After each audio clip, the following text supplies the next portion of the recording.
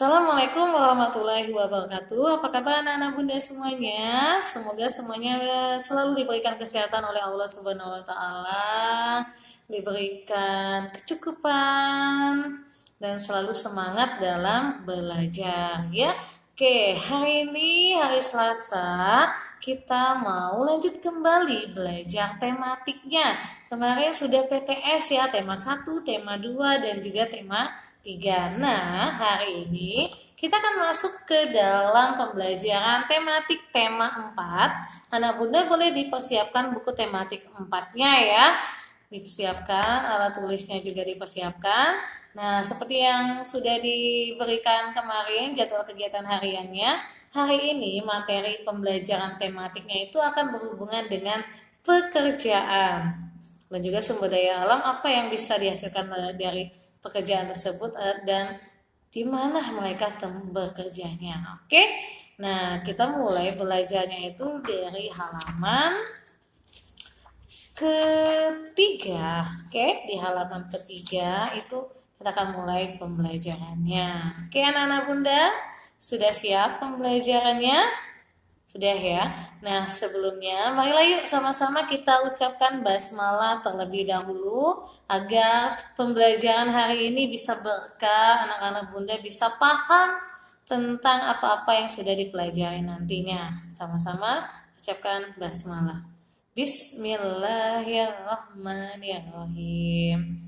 Oke, nanti simak baik-baik videonya anak bunda ya, dan dipersiapkan buku tematik tema 4-nya. Oke anak-anak bunda, kita hari ini akan belajar masuk ke tema 4 ya.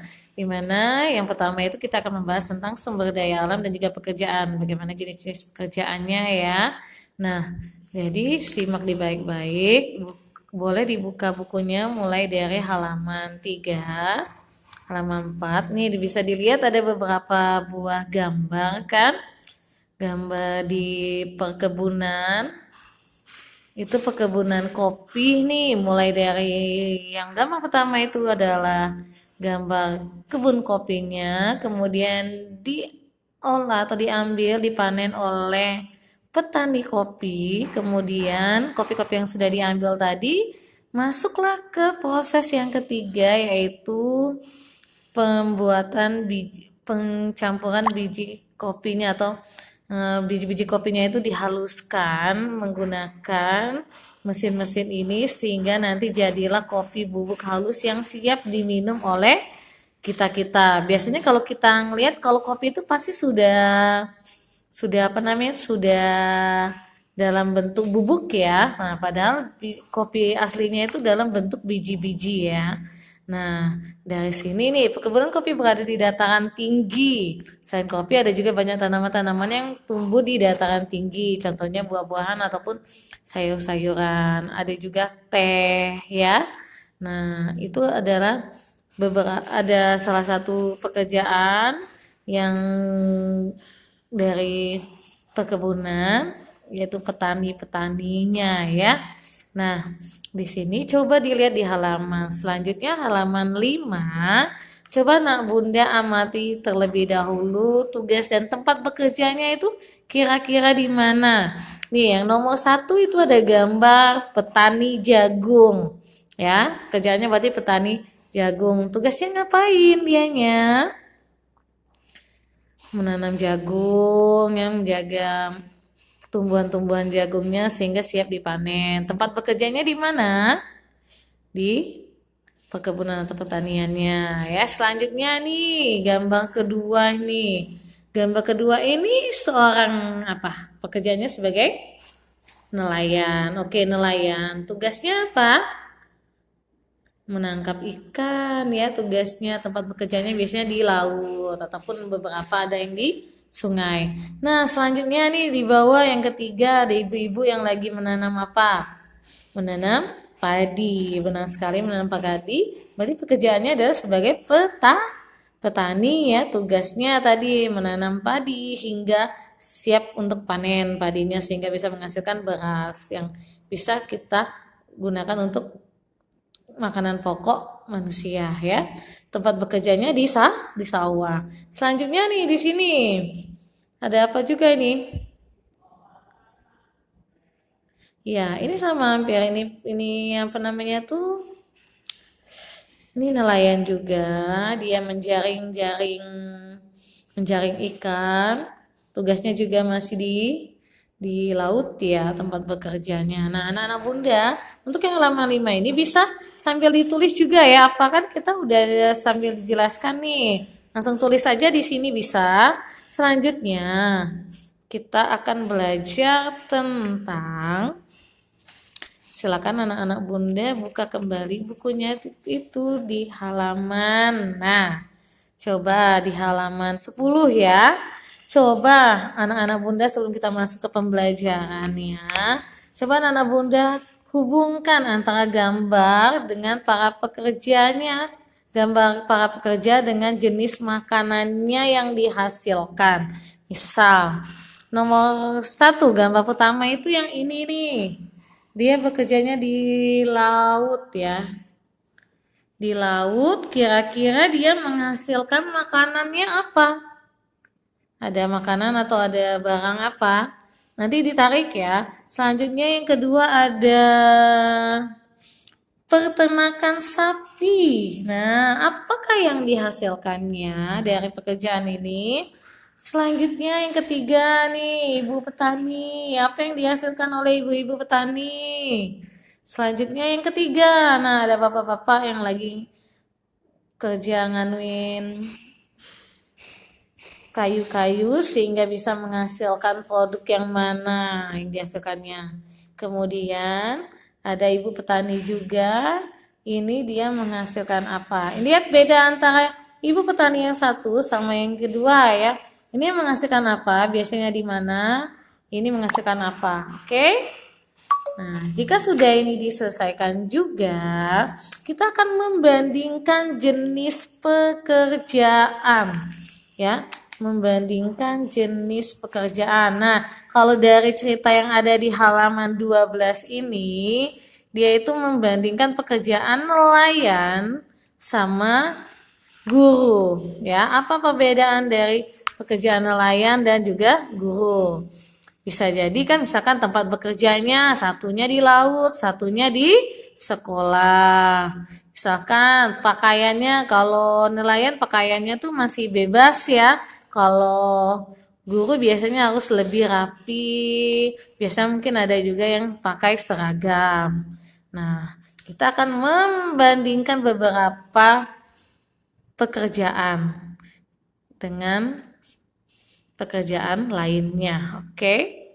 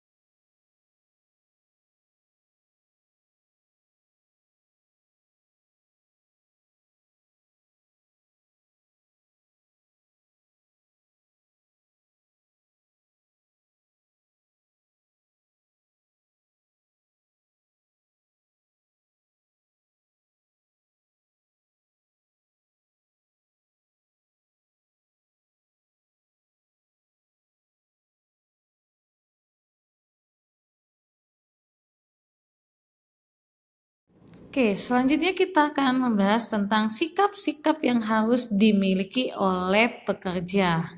Ya, agar bersemangat bekerja, seorang pekerja itu harus memiliki sikap-sikap sebagai berikut. Yang pertama itu adalah jujur. Orang yang memiliki semangat kerja, dia pasti akan bersikap jujur. Jujur di sini anak bunda sudah tahu semua ya. Di sini berkata dan berbuat dengan tulus dan apa adanya.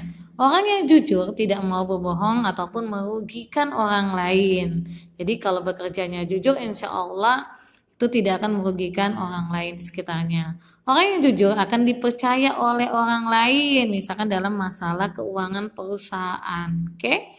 Yang kedua yaitu sikap disiplin yang harus dimiliki oleh pekerja dimanapun itu berada dan apapun itu pekerjaannya ya. Orang yang memiliki semangat kerja akan bersikap disiplin. Di sini disiplin itu adalah mengikuti aturan. Misalkan nih mengenai jam kerja perusahaan. Berdisiplin dengan menggunakan waktu dengan efisien, tidak datang telat ya. Tidak menggunakan waktu bekerja untuk melamun atau malas-malesan. Terus setiap waktu digunakan untuk kegiatan yang bermanfaat. Ciri-ciri orang yang disiplin adalah yang menepati waktu yang telah ditentukan dan tidak mengingkari janji. Oke? Tuh, yang kedua. Yang ketiga itu pekerja itu harus jadi orang yang bertanggung jawab. Selain memiliki semangat kerja, bekerjanya dengan penuh rasa tanggung jawab atas keberhasilan usahanya. Oke, setelah berusaha secara maksimal, ia siap menerima resiko atas pekerjaannya. Mereka siap menerima kritik tentang baik buruknya pekerjaan yang telah diselesaikannya. Apabila ditemukan kesalahan, ia akan sanggup memperbaikinya. Itu bertanggung jawab. Misal ada kerjaan yang harus diselesaikan pada hari itu.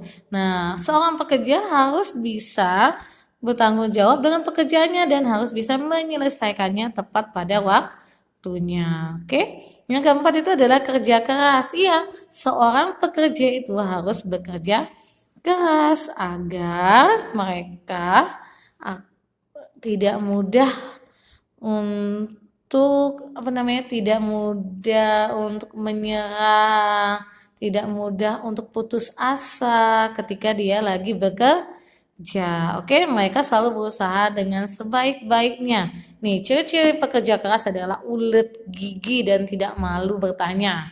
Jadi di sini misalkan kita tidak mengetahui nih baru masuk kerja, tidak mengetahui cara kerjanya di perusahaan ini bagaimana, kita boleh tanya-tanya sama orang-orang yang sudah lebih berpengalaman.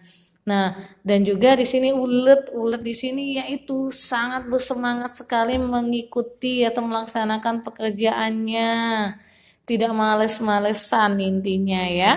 Nah, ini 4 contoh sikap-sikap yang harus dimiliki oleh seorang pekerja. Papa mama kalian juga pasti memiliki sikap-sikap kayak gini kalau dia menjadi seorang pekerja. Nah, walaupun mamanya mungkin ada yang tidak bekerja, bekerjanya hanya di rumah saja, jaga kalian. Nah, itu juga masih memiliki sikap-sikap seperti ini, jujur, disiplin kan mama-mamanya, bertanggung jawab dan juga bekerja keras untuk agar semuanya bisa sesuai dengan apa yang diharapkan. Nah, itu harus dimiliki oleh seorang pekerja. Nah, selanjutnya di halaman 42 di sini kita akan belajar tentang kewajiban pekerja dalam kehidupan sehari-hari. Nah, apa sih kewajiban pekerja dalam kehidupan sehari-hari? Nah, pasti tadi karena bekerjanya dilandasi dengan semangat kerja. Orang harus mempunyai semangat ya dalam melaksanakan setiap pekerjaan. Semangat kerja yang tinggi akan mendapatkan hasil yang maksimal. Semangat kerja yang tinggi juga dapat meningkatkan prestasi kita. Nih, prestasi kerja yang tinggi akan mendatangkan imbalan yang layak. Mungkin bisa dapat bonus atau dapat gaji tambahan atau mendapatkan jabatan yang lebih tinggi lagi. Oke? Semangat kerja harus diterapkan dalam semua pekerjaan ya. Misalnya nih, sebagai koki, pedagang, sopir, pengrajin, penjahit, karyawan, dokter, polisi, dan juga tentara. Kalau tadi koki dia harus semangat bagaimana caranya membuat masakan itu enak dan disukai oleh orang lain ya. Terus ada sopir harus semangat mencari orang-orang yang mau naik di angkutannya sehingga dia bisa mendapatkan uang. Dokter juga harus semangat untuk mengobati pasiennya dan pekerjaan-pekerjaan lainnya juga ya. Nih, sebaliknya kalau orang yang tidak bersemangat kerja, dia pasti akan jadi yang merugi. Dia pasti akan rugi karena mereka akan gagal dalam pekerjaannya. Pedagang yang malas nih akan ditinggalkan pembelinya, kemudian dia rugi dan usahanya bisa bangkrut. Pegawai yang malas akan diperingatkan dan juga dipecat oleh atasannya jika tidak semangat bekerja. Nah, itu beberapa contoh kewajiban pekerja dalam kehidupan sehari-hari.